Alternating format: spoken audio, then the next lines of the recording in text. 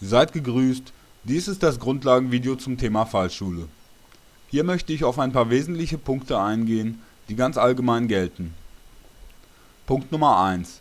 Harte Körperstellen schützen. Wir wollen niemals auf die Wirbelsäule fallen oder auf ihr entlang rollen. Das gilt auch ganz allgemein für harte Körperstellen, wie Kopf, Knie, Schulterdach, Becken, Steißbein oder Knöchel. Die Fall- und Rolltechniken sind so konzipiert, dass man sich bei korrekter Ausführung nicht verletzt, und auch wenn sie zunächst auf weichem Grund trainiert werden, so sollten sie später doch im Ernstfall auch auf hartem Boden ebenso verletzungsfrei funktionieren. Punkt Nummer 2. Körper rund machen. Kinn zur Brust heißt nicht immer, dass das Kinn die Brust auch berühren muss. Das würde in manchen Fällen den Blick etwas zu sehr einschränken, den wir eventuell brauchen. Aber tendenziell wird der Kopf zur Brust gezogen, denn dadurch machen wir uns rund und schützen unseren Kopf. Und beides begrüßen wir beim Fallen und Rollen. Denn wir wollen die Energie unseres Sturzes entweder flüssig in die Rolle lenken oder wie zum Beispiel beim Fallen seitwärts über die Rundung des Körpers auspendeln. Es gibt natürlich auch Ausnahmen. Eine davon ist zum Beispiel Myokemi. Hier ist es wohl eher nicht so ratsam, das Kinn zur Brust zu nehmen. Die Details der einzelnen Techniken sind natürlich immer zu beachten. Punkt Nummer 3. Schwerpunkt kontrollieren. Egal ob wir fallen oder rollen, wenn wir unseren Schwerpunkt zuvor absenken, reduzieren wir die Fallhöhe, was gut für uns ist. Dies sollte später im Ernstfall reflexartig funktionieren. Dafür ist regelmäßiges Training notwendig. Wenn man stürzt oder geworfen wird, sollte man in einem gewissen Rahmen kontrollieren können, wie man fällt. Durch Absenken des Schwerpunkts können Wurftechniken auch im Ansatz verhindert werden, aber mehr dazu in einem anderen Kapitel. Punkt Nummer 4. Wenig Raum annehmen. Es bietet sich immer an, sich beim Fallen und Rollen möglichst klein zu machen und die Beine ranzuziehen. Jedem, der schon mal mit vielen Leuten auf wenig Raum trainiert hat, wird dieser Punkt klar sein.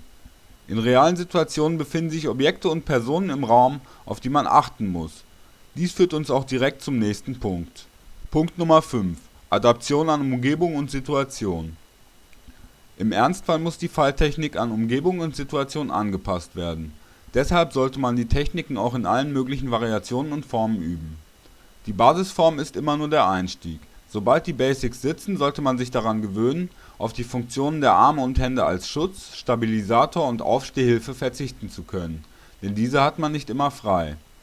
Rollt man zum Beispiel mit Waffen, will man diese dabei weder verlieren noch sich an ihnen verletzen. Langsames Rollen ohne Schwung ist eine gute Übung für die Feinheiten und Mikrobewegungen. Punkt Nummer 6. Bereitschaft und Fokus. Während der Rolle sollte man das Geschehen im Umfeld möglichst im Blick behalten und anschließend schnell wieder auf den Beinen und aktionsbereit sein. Mitgeführte Waffen sollten gesichert sein und nach der Rolle direkt einsetzbar. Sollte ein direktes Aufstehen nicht möglich sein, gilt es am Boden eine Verteidigungshaltung einzunehmen. Punkt Nummer 7. Rollen bevorzugen. Die Aufprallenergie eines Sturzes wird hierbei möglichst flüssig und sauber in die Rollbewegung umgeleitet, anstatt dass sein Körper sie aufnehmen muss. Außerdem ist man wieder fix auf den Beinen und in Bereitschaft. Falltechniken sind für die Situationen gedacht, in denen man nicht rollen kann, also wenn die Umgebung oder andere Umstände eine Rolle unmöglich machen. Punkt Nummer 8. Waffe und Körper sind eins. Dieses Prinzip gilt beim Führen von Waffen ganz allgemein und somit natürlich auch hier. Grundsätzlich gibt es zwei Möglichkeiten, mit einer Waffe zu rollen. Erstens, die Waffe wird mit den Händen auf dem Boden aufgesetzt. Das Schöne daran ist, dass die Rolle dadurch meist sehr einfach bleibt. Der Nachteil ist jedoch, dass jemand auf deine Waffe treten und somit deine Rolle beeinträchtigen und dich von deiner Waffe trennen könnte. Zweitens, die Waffe wird als Drehachse genutzt. Man nimmt sie also eng vor den Körper, längs parallel zum Boden und rollt um sie herum. Die Variante ist etwas schwieriger, jedoch hat man seine Waffe so immer vor sich. Was sich anbietet, entscheidet wie so oft auch hier wieder die Situation. Die ganzen aufgezählten Punkte greifen eben an vielen Stellen ineinander.